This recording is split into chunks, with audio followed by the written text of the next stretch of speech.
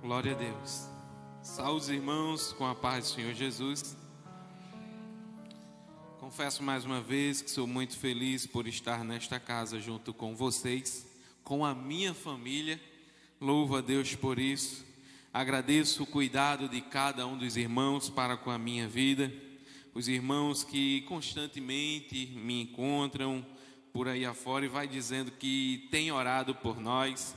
Às vezes eu estou num shopping trabalhando e encontro irmãos desta casa que sabem o meu nome e eu peço perdão, pois a nossa família é muito grande e eu não conheço a todos, mas tenho a necessidade, tenho o interesse de conhecê-los, de saber o vosso nome. Às vezes eu pergunto, às vezes eu converso com outro: irmão, não se constranja não, me perdoe, como é o seu nome? Porque graças a Deus a família é grande, a gente tem 2 cultos, os 2 cultos enchem de gente. E às vezes eu estou ali na loja trabalhando e passa um, passa outro, fala comigo. E às vezes eu fico constrangido de não lembrar o nome de todos, mas fico feliz pela vida de cada um de vocês e pelas orações que vem fazendo pela nossa vida, pois a gente vem vivendo dias de milagres. Amém? E eu quero também deixar aqui, antes de mais nada, o meu feliz Dia das Mães para cada mãe, para cada guerreira que vem cuidando dos seus filhos, que vem se doando, que vem se esforçando para cuidar dos seus filhos da melhor maneira possível. E estamos orando para que Deus multiplique as suas forças, para que você não desista, para que você entenda que Jesus, Ele é o supridor de todas as coisas na tua vida e que o teu amor como mãe vai ser multiplicado e o cuidado que você tem com seu filho, a gente ora para que seja aperfeiçoado e cresça todos os dias na sua vida, em nome de Jesus.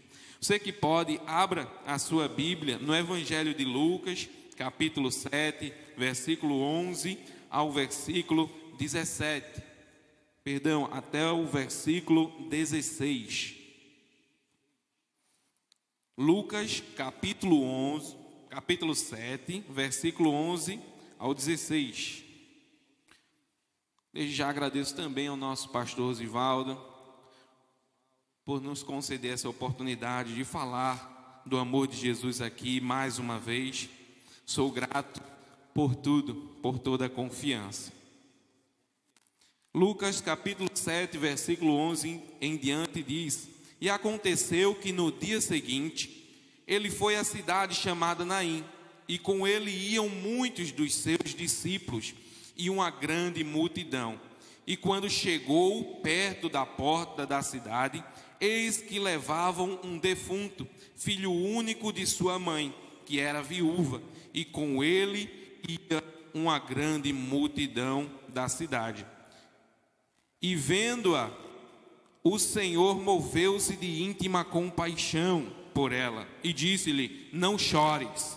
E chegando-se, tocou o esquife, e os que levavam pararam, e disse: jovem, a ti te digo, levanta.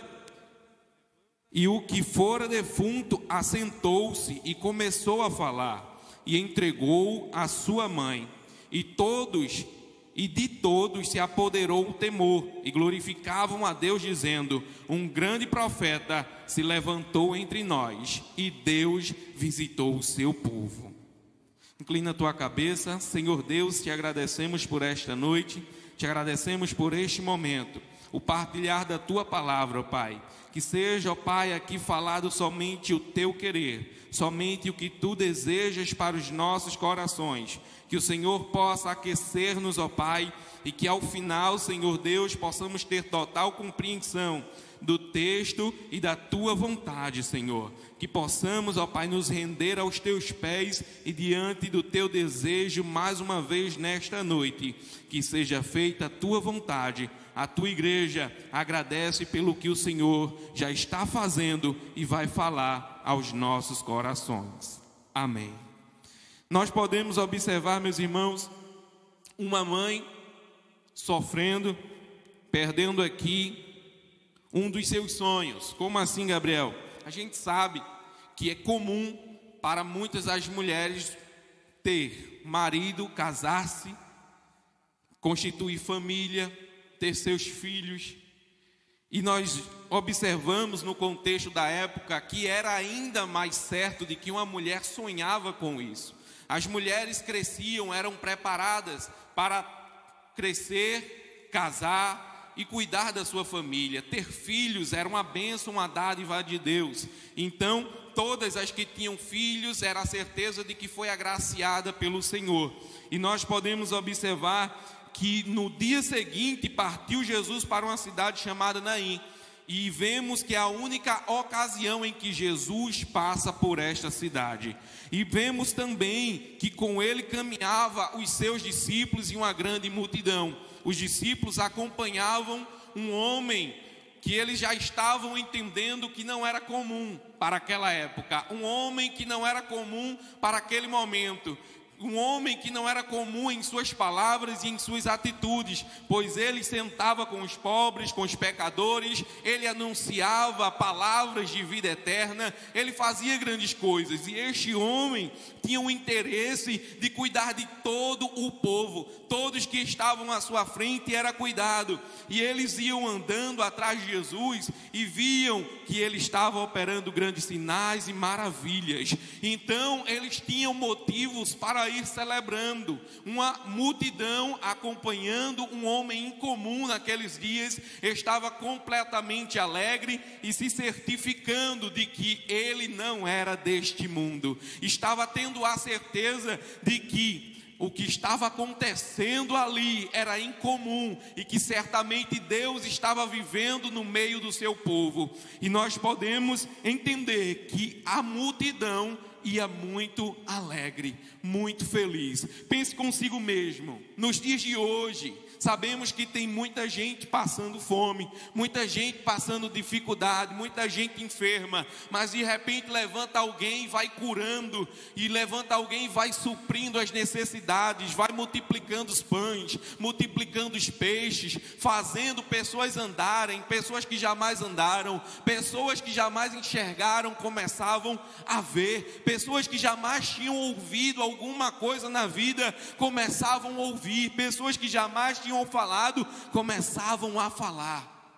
Imagine a alegria e a perplexidade de tudo aquilo, de entender que havia alguém fazendo maravilhas. Eram verdadeiros motivos para ter alegria. A gente nos dias de hoje se alegra com o dinheiro caindo na conta, com o alimento de manhã, a gente se alegra com muitas e muitas coisas, mas muitas das vezes esquecemos de nos alegrar com o que realmente importa, com o que realmente é interessante, com o que realmente é importante. O pastor Zivaldo falou aqui: aprecie o seu tempo dentro do templo, desligue o seu telefone. Muitos precisam ter a consciência de que este é o momento de ter e viver a verdadeira alegria dentro do templo, de ter a certeza de que aqui podemos adorar ao Senhor com total liberdade. Em outros países estão sendo caçados, não podem ler a Bíblia, estão escondendo folhas da Bíblia em seus bolsos para poder ler em algum dado momento, mas se forem pegos serão mortos, terão as mãos cortadas, as cabeças decepadas por amor a Jesus. E nós hoje temos a oportunidade de ter a verdadeira alegria, não só dentro da gente, mas de forma mútua com os nossos irmãos. Podemos dizer: eu tenho liberdade para adorar, eu tenho liberdade para ser feliz. Entenda que o que Ele está pedindo aqui é para que você seja feliz de verdade, para que você entenda que você está no melhor lugar do mundo, que você entenda que este é o lugar perfeito para se estar em família e dizer: eu e minha casa serviremos ao Senhor. E nós podemos observar que a multidão ia compreendendo o sentido da alegria, o sentido de ser feliz de verdade. E logo em seguida, à frente de Jesus, ao se aproximar da cidade, da porta, vinha uma mulher com uma multidão que estava apreciando o pior momento da vida, o fim dela. Estavam apreciando o fim de tudo para aquela mulher. Peço que neste exato momento você pense o quanto é difícil perder um ente querido, o quanto é difícil perder um amigo, perder um irmão, perder um filho, perder um pai. Pense nisso, reflita e entenda que o nosso Senhor Jesus, Ele vai de frente com uma mulher que o seu sonho de infância estava se findando, estava se acabando. E podemos dar um primeiro ponto a esta pregação, que é a perca dos sonhos. Quantos aqui já não traçaram planos, sonhos, objetivos e não foram alcançados? Se eu pedisse para levantar a mão, eu creio que mais da metade levantaria e dizia: eu já me frustrei, eu não consegui alcançar os meus sonhos. O que eu pensei para minha velhice não está sendo. O que eu planejei no âmbito profissional não está realizado. O que eu pensei para a minha vida amorosa não aconteceu. O que eu pensei para a minha família não foi. Quantos não têm do que se lamentar? Mas entendam que nesse contexto aqui, a mulher estava perdendo literalmente tudo. Tudo que ela possuía tinha se acabado. Porque o casamento se foi. Ela era viúva. Já não tinha mais um marido, mas havia uma esperança de alguém que trabalharia para cuidar dela, de alguém que trabalharia para sustentá-la.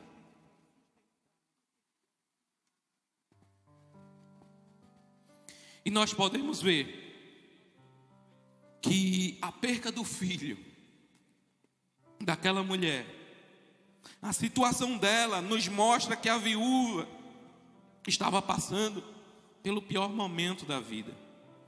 A viúva estava sem marido, não tinha influência na sociedade, não tinha voz ativa, pois quando uma mulher falava, eles de imediato pensavam: é esposa de fulano, é esposa do doutor, é esposa do carpinteiro. Falou a mulher, é dona do mercado. Então tudo se atrelava ao marido, aquele que tinha a voz ativa na sociedade. E agora, quando ela falava alguma coisa, eles olhavam para ela e diziam: quem é ela? É a viúva. Então segue. Quem é ela? É a que tem só um filho. Quem é ela? É a que o filho acabou de morrer. Então podemos entender que com ela seguia uma grande multidão, mas a multidão estava ali pensando: eu não quero ficar assim, eu não quero estar desse jeito, eu não quero chegar a este nível. Boa parte estava ali desejando não ser igual a ela. Uma outra pequena parte estava ali pensando: como é que ela vai viver agora? Quem vai ajudá-la? Será que a família vai aceitar mais uma boca dentro de casa? Os pais, a mãe no caso, vai aceitá-la de volta para dentro? Imagine essa situação, que agora ela perdeu o filho, aquele que estava sendo visível como cumprimento da promessa, que lhe daria a alegria de viver, que futuramente casaria e levaria sua mãe consigo, e poderia cuidar dela, daria netos, daria uma vida, alimentação, roupa, casa. E agora ela não teria direito a mais nada. Podemos ver que agora ela perdeu o filho, perdeu a companhia, perdeu a ajuda que tinha, perdeu o sonho, perdeu o sentido da vida. Talvez ela não tivesse ouvido falar de um homem que estava andando e operando milagres,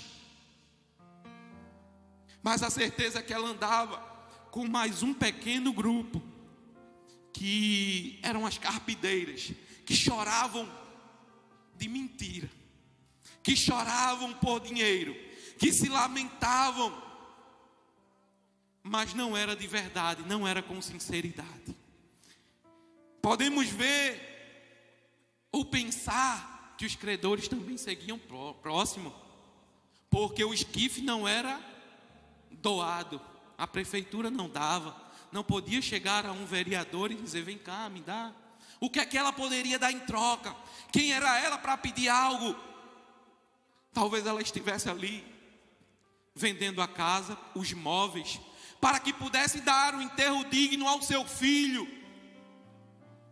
para que depois do enterro ficasse ao léu e pensasse o que acontecer daqui para frente. Eu vou receber, mas não sei como vai ser o dia de amanhã. Imaginem tudo isso, mas entenda que há um Deus nos céus, que em sua agenda celestial, numa única vez, se programou para passar em Naim. Há quem diga: e por que ele não passou quando o filho estava doente? E por que ele não passou antes dela perder o marido? Ei, Jesus nunca se atrasa. Jesus sempre chega na hora certa. Diga para quem está do seu lado: ele chega na hora certa. Talvez ele não tenha entendido. Diga a ele: ele chega na hora certa. Diga agora para ele: Jesus se importa com você. Esse é o segundo ponto da mensagem. Jesus se importa com você. Lucas 7:13 vai nos dizer: e vendo-a, o Senhor moveu-se de íntima compaixão por ela e disse-lhes: não chore. E é interessante que o versículo diz: e vendo-a. Lucas faz questão de escrever: ele viu. Ele viu. E agora você pode ser boca de Deus e olhar para quem está do seu lado e dizer: ele te vê. Jesus te vê. E é interessante que os historiadores vão dizer que essa é a primeira vez que uma pessoa, que um escritor utiliza essa expressão aqui que eu vou citar: o Senhor moveu-se de íntima compaixão. Ele estava dizendo: o Deus moveu-se de íntima compaixão. Entenda que Jesus não só te vê, mas ele entende o que você está passando.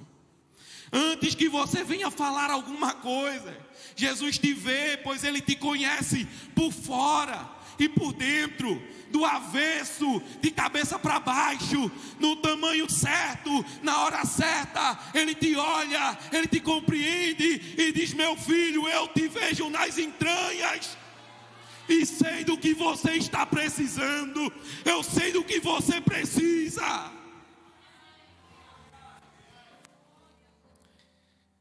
A mãe desse jovem não tinha mais esperança, não tinha mais perspectiva, e o Senhor viu tudo isso nela e moveu-se de íntima compaixão. E só ele, somente ele poderia chegar junto dela e dizer: não chores. Imagine agora a multidão dizer: eis aí um louco que entra num cortejo fúnebre e diz para uma mãe: não chorem. Ela estava no lugar mais propício do mundo para se chorar. A gente sabe que quando alguém perde um ente querido, não tem como chegar lá e dizer: não chorem. Normalmente a gente chega e diz: o que é que eu posso fazer para lhe ajudar? Está com fome? Quer uma comida? Precisa do quê? Quer que eu jogue o lixo fora? Faz alguma coisa para ajudar, para tentar aliviar o fardo das próximas horas. Porque quando todo mundo for embora, ela ia ficar sozinha. Quando os credores cobrassem tudo, ela ia ficar sem nada. E agora chega alguém e diz: não chores.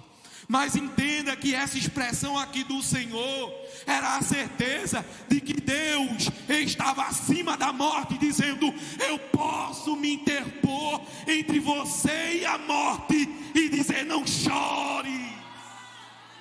Aleluia.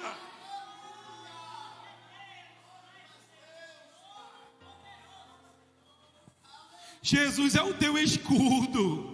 Jesus é o teu abrigo.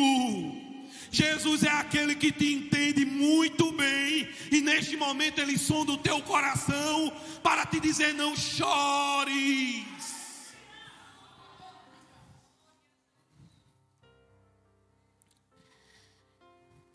Jesus a viu, Jesus a compreendeu, Jesus se compadeceu de forma muito íntima. Ele a conhece de forma singular, e somente Ele pode dizer: não chores. E o terceiro ponto é que Jesus Cristo é a esperança que você precisa. Diga para quem está do seu lado: Jesus é a esperança que você precisa. Jesus é a esperança que você precisa. Com uma ordem, vamos ver o versículo 14, por gentileza. Lucas 7, o 14 diz: e chegando-se, tocou o esquife, e os que levavam paravam. O detalhe é que eles levavam o esquife acima do ombro e caminhavam, e a mãe ia à frente. Jesus viu primeiro a mãe, chegou a ela, disse: não chores. Passou por ela, tocou o esquife. É notório que ele não disse nada, ele tocou o esquife. Então eles pararam com a certeza de: há uma coisa realmente muito incomum aqui, uma coisa muito errada aqui. Este homem se aproxima dela e diz: não chores. E agora toca o esquife. Vamos parar isso aqui.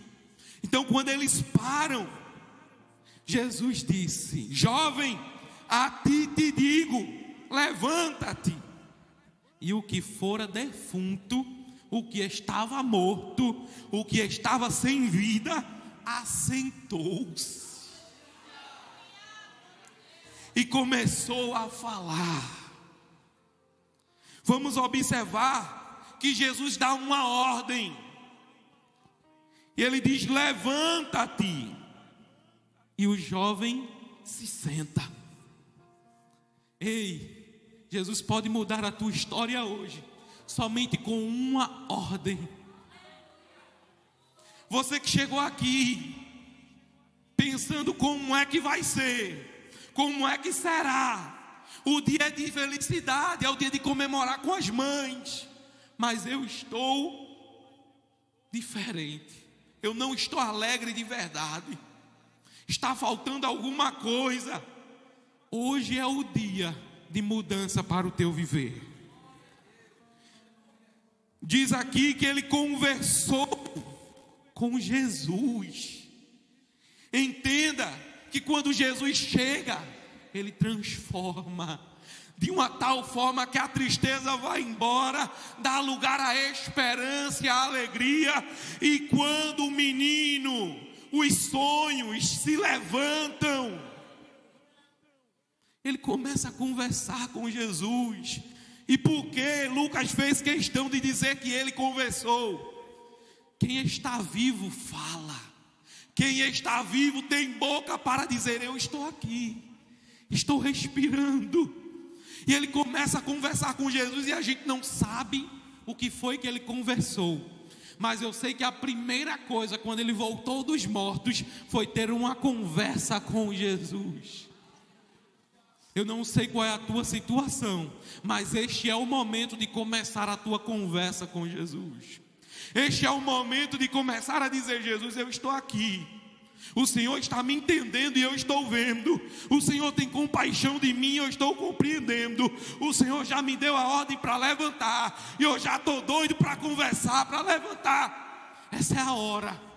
Levante-se, converse com Jesus.